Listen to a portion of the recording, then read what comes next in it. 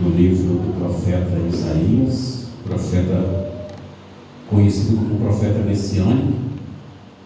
É um profeta que ele exerceu seu ministério aproximadamente uns 750 anos antes de Cristo.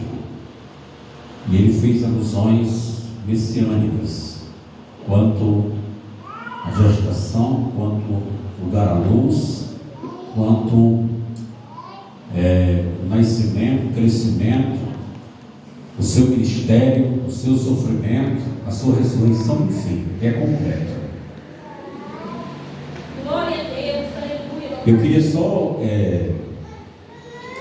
recapitular aqui um pouquinho, porque em outro culto aqui a gente comentou sobre o 1 e o 2, mas eu queria fazer aqui uma breve reflexão desses dois.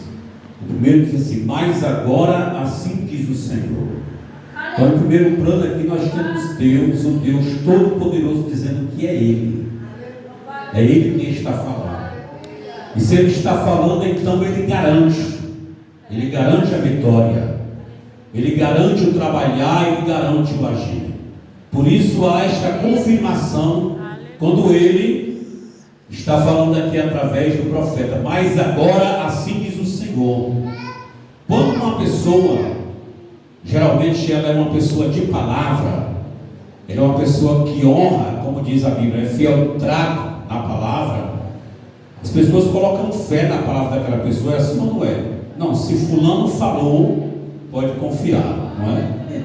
Tem até um dizer que diz assim: se fulano falou, é prego batido e ponta virada. Quer dizer que não retrocede, não volta atrás.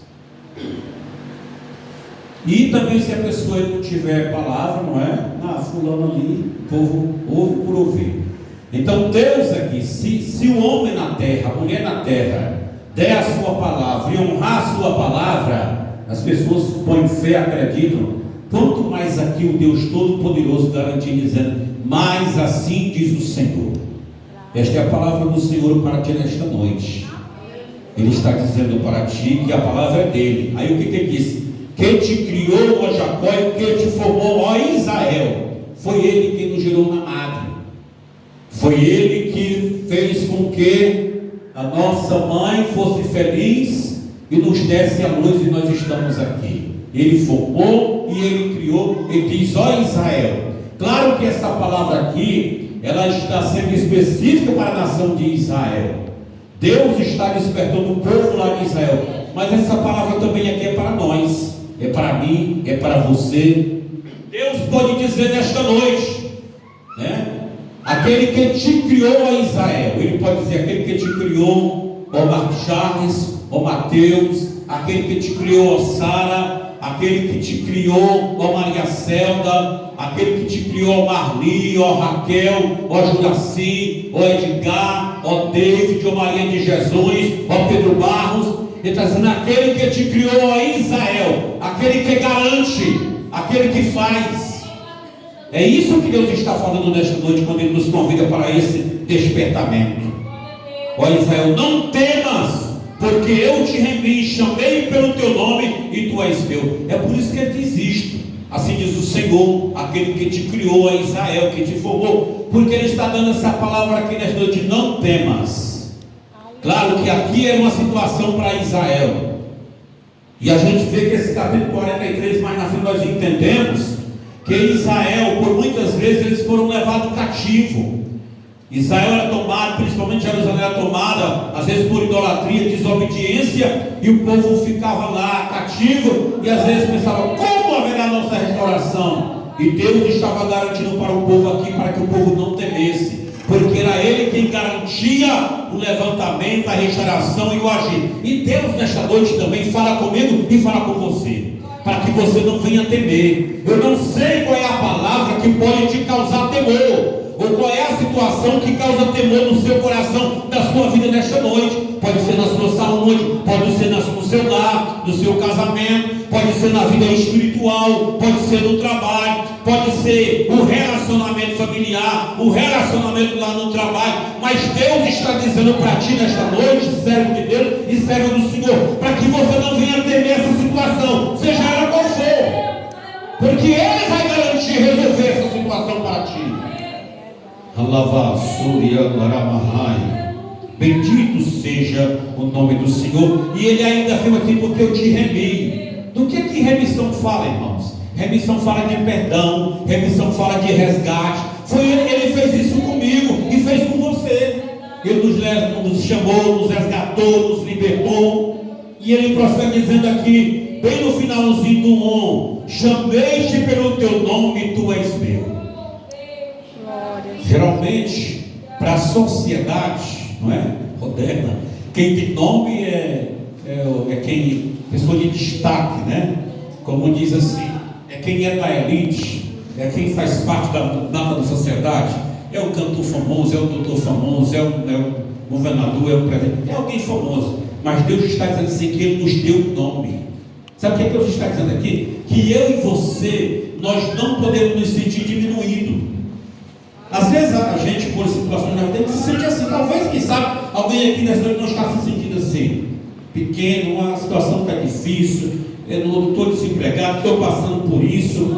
Mas lembre-se desta promessa, que Deus está dizendo que Ele te deu o nome e Ele te chama pelo nome. Se alguém talvez não conhece o teu nome aqui na terra, com exceção da família dos mais próximos, Deus está dizendo que Ele te deu o nome, e quando Ele trata contigo, e quando Ele fala com você, Ele te chama pelo teu nome. Não é de fulano, não é de beltrano, não é de ciclano, não é de apelido. Ele te chama pelo nome que Ele te deu. Glória a Deus. Aí eu vou relembrar mais um pouco o 2, que diz assim: quando passares pelas águas, eu estarei contigo, e quando passares pelos rios, eles não te submergirão. E eu falei sobre isso aqui, que essas águas podem representar muitas vezes situações adversas, situações difíceis, não é? Aqui também claramente é uma alusão de que Deus abriu o Mar Vermelho e Deus abriu o Jordão para Israel passar. Então qualquer circunstância difícil, o Senhor vai abrir, vai facilitar a nossa trajetória, o nosso caminhar, para que a gente palmilhe e trilhe com facilidade. E aí ele prossegue aqui bem no finalzinho 2, dizendo assim, ó: e quando passares pelo fogo, não te queimarás, nem chama arderá em ti. O fogo pode representar a presença do Senhor, pode, a manifestação de Deus, pode. A Bíblia diz que quando eles estavam lá esperando no cenáculo, a descida do Espírito Santo, foram vistas línguas repartidas como que de fogo, né? Era um símbolo como que de fogo. O fogo também pode representar um juízo de Deus executado sobre a humanidade. Lembramos de Sodoma e Gomorra, que Deus fez fazer chover fogo e enxofre lá e executou juízo.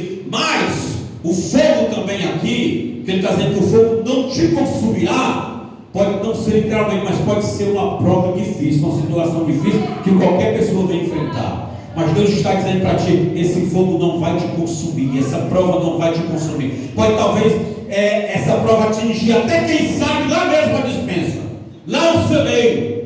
Quem sabe esse fogo pode ser até a falta da provisão na veste, no calçar. Mas Deus está falando conosco nesta noite, falando contigo: esse fogo não vai te devorar, não vai te consumir. Você vai passar por esse fogo, ou seja, por essa prova, por essa situação, por essa circunstância, e você vai atravessar vitorioso em nome do Senhor Jesus. E assim como Sadraque, Mesaque e Abednego saíram ilesos daquela fornalha, e Deus estava com ele naquela fornalha, o quarto homem estava lá. Deus está contigo também nessa situação que você está passando. Guarda essa palavra no teu coração nesta noite. Essa situação que você está passando, você não está enfrentando ela sozinho. Pode ser, quem sabe, lá nas madrugadas, às vezes na solidão, se sentindo só. Mas o Senhor tem misericórdia, mas o Senhor está lá. Glória a Jesus. Vamos prosseguir. O 3: porque eu, Senhor, o teu Deus, o Santo de Israel, o teu Salvador, dei o Egito por teu resgate, a Etiópia e a Seba por ti. Olha o que ele está dizendo aqui por Israel: que por amor a Israel, ele diz: eu, Senhor, o teu Deus, o teu Salvador, eu dei por teu resgate nações, Etiópia, Seba por ti. Meus irmãos, por amor do seu povo, Deus é capaz de virar o mundo de ponta cabeça. Foi isso que ele fez lá com Israel. Quando ele queria, quando ele permitia, a nação de Israel sofria nas mãos do inimigo. Mas quando ele queria dar a vitória, ele derrubava os grandes reis, os grandes faraós, fazia maravilhas. e o povo recebia a provisão e a bênção do Senhor. Aleluia. Vamos para o 4, e diz assim: enquanto foste precioso aos meus olhos, também foste glorificado, e eu te amei. Eu te amei. Deus está dizendo aqui, falando com Israel lá: foste precioso aos meus olhos, eu te glorifiquei, porque eu te amo. Mas essa palavra também, ela se traduz para nós, aqui ela se aplica a nós. O Senhor está dizendo que você é preciosa para Ele. Ainda que alguém te despreze, ainda que alguém faça caso de você, mas Deus está dizendo que você é preciosa para Ele, ou que você é precioso para o Senhor. Tá bom? Guarde isso no teu coração. Quando você estiver talvez sofrendo um momento de discriminação, um momento de rejeição, lembre-se da palavra do Senhor Deus: eu te resgatei. Por Israel, não é? Deus deu as nações, e por nós Ele deu o seu Filho amado, não é? Que é muito mais poderoso do que por Israel. Bendito seja o nome do Senhor. É lá em Romanos, né? Romanos diz assim: quem é que tem maior? Aliás, o próprio Jesus disse, né? Me parece que João: quem tem maior amor do que esse, do que dar a sua vida pelos seus amigos? E Jesus se referia, ele se referia a Jesus. Jesus deu a vida por nós que somos seus amigos e somos suas amigas. Além de nós sermos servos, nós também somos os seus amigos e as suas amigas. Ele mesmo disse: olha, o servo não sabe o que faz o seu Senhor, não tem intimidade com o seu Senhor, mas o amigo sabe, o amigo faz. Não é? Quando você tem alguém, um amigo chegado na sua confiança, você não partilha as tuas confidências, as tuas intimidades. Então Deus está dizendo assim, que um amigo sabe o que o seu Senhor faz. Nós somos servos e somos também amigos e amigas de Jesus. Aleluia. Glória a Jesus. Pelo que dei homens por ti e povos por tua alma. É verdade, ele fez isso mesmo, não é? Em muitas situações, nações pereceram por amor a Israel. E por amor a mim e a você, se precisar, meus irmãos, Deus pode eliminar também alguém da face desta terra. Ele pode salvar, Ele pode libertar, Ele pode transformar. Mas se aquela pessoa não for de salvação e não for de transformação, o Senhor pode também fazer aquilo que Ele quiser fazer para que se resolva. O 5: não temas, pois porque estou contigo.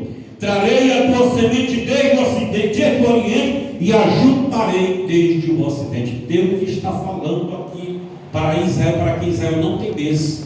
E porque Israel sofreu muitas dispersões, o povo foi levado cativo para a Babilônia, houve o cativeiro babilônico, houve também outras situações que foram dispersos para outras partes do mundo, outras nações. Mas Deus estava dizendo aqui no 5: não temas, porque eu estou contigo. Trarei a tua semente desde o oriente e te ajuntarei desde o ocidente. Deus já estava tendo uma visão aqui e uma promessa que Ele fazia de que a nação seria repatriada, seria restaurada como nação. E não importa onde era que os seus filhos estivessem, Ele ia trazer de longe. Poderia estar do outro lado dos mares, do continente, em outros povos, outras nações, mas Deus ia trazer. O que é que você está esperando de Deus?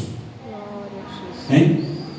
Pode ser um familiar querido, um pai querido, uma mãe querida. Pode ser, quem sabe, um amado, uma amada que você aguarda do Senhor. E Deus está dizendo que no tempo dele Ele vai fazer, Ele vai agir, Ele vai trazer, Ele vai operar, Ele vai fazer maravilha. O que é que você está aguardando? Que uma porta se abra? Talvez agora que você tem carência, fique tranquilo, porque a porta vai se abrir em nome do Senhor Jesus. O 6: direi ao norte, dá, e ao sul não retenha. Trazei meus filhos de longe e minhas filhas das extremidades da terra.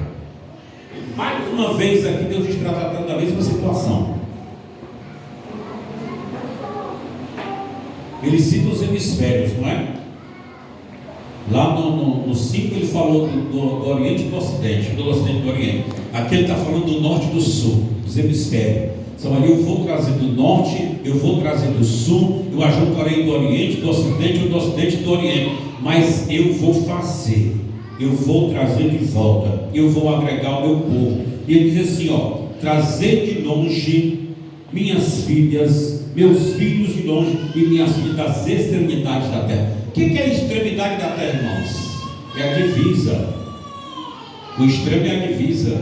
Por exemplo, lá onde Tocantins divide com o Maranhão é a extrema do estado, onde ele divide com o Pará, onde ele divide com Goiás. Então não importa se esteja longe, não importa se esteja lá na extrema, ele está dizendo que ele vai trazer, ele está dizendo que ele vai resgatar. O 7 diz assim: a todos que são chamados pelo meu nome, os que criei para a minha glória, os formei e os fiz, diz o Senhor.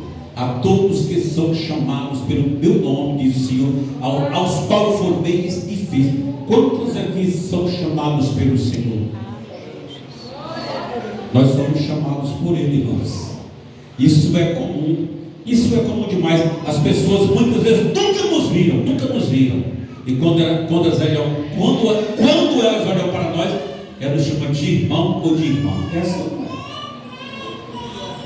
Quantas vezes não acontece comigo e não acontece com você? Uma pessoa que nunca te viu se aproxima de você e já te chama de irmão ou de irmão, porque está encampado no rosto. Ninguém consegue esconder. Por muitas vezes, irmãos, eu às vezes viajando por lugares às vezes até distantes, as pessoas chegam para mim e falam comigo e dizem assim: o senhor é pastor?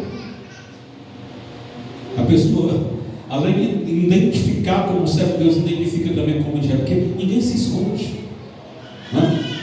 Isso é uma prova que as pessoas estão nos olhando, as pessoas estão nos observando. Aí o 8 diz assim: trazei o povo cego que tem olhos e os surdos que tem ouvido. Não é? Aqueles que não estão ouvindo, aqueles que têm ouvido, aqueles que não estão vendo e que não estão ouvindo, Deus está mandando trazer. O 9: todas as nações se congreguem e os povos se reúnam. Quem dentre eles pode anunciar isto e fazer-nos ouvir estas coisas? Todas as nações se congreguem e os povos se reúnam. Quem dentre eles pode anunciar isto e fazer ouvir estas coisas antigas? Ele está falando do que ele fez lá, do que ele operou, as maravilhas, as coisas antigas. Aleluia. Se reúnem, sejam testemunha. Glória a Deus. Aí ele prossegue assim ainda no 9: apresentem as suas testemunhas, para que se justifiquem, e para que se ouça, e para que se diga: verdade é. Não é? Porque há testemunhas oculares dos fatos poderosos, milagrosos que o Senhor operou. E eu vou encerrar por hoje aqui no 10, quando diz assim: vós sois as minhas testemunhas, diz o Senhor, e o meu servo, a quem escolhi, para que saibais e me creais e entendais que sou eu mesmo, e que antes de mim Deus nenhum se formou, e depois de mim nenhum haverá. Vós sois as minhas testemunhas, diz o Senhor. Você é uma testemunha do Senhor? Se sente uma testemunha dele? Eu sou uma testemunha do Senhor. Nós somos testemunha dele, não é? Ele mesmo está dizendo: vós sois as minhas testemunhas e meu servo, a quem escolhi, para que saibais e me creais e entendais que sou eu mesmo. Ele falando dele mesmo, e que antes de mim Deus nenhum se formou, e depois de mim nenhum Deus se fará. O meu servo aqui pode ser também uma alusão, com certeza, messiânica a Jesus, mas ele finaliza dizendo, dando essa certeza e essa garantia de que Ele é o Senhor, e que Deus antes dele não houve e depois dele também não haverá, porque Ele é o único. Deus é, não é? Deus não foi e Deus não será. Deus é, em todo tempo Deus é. Por isso ele disse que o Espírito de Deus pairava sobre a face das águas, porque Ele é. Guarde essa palavra dentro do teu coração nesta noite, em nome do Senhor Jesus. Não temas, não tenhas temor, não tenha pavor. Eu quero aqui também, neste momento, mandar esta palavra para os inscritos do canal Marcos Fernandes. Não temas, que o Senhor é contigo, que o Senhor te ajuda e que Ele é fiel. Em nome do Senhor Jesus de Nazaré, um grande abraço.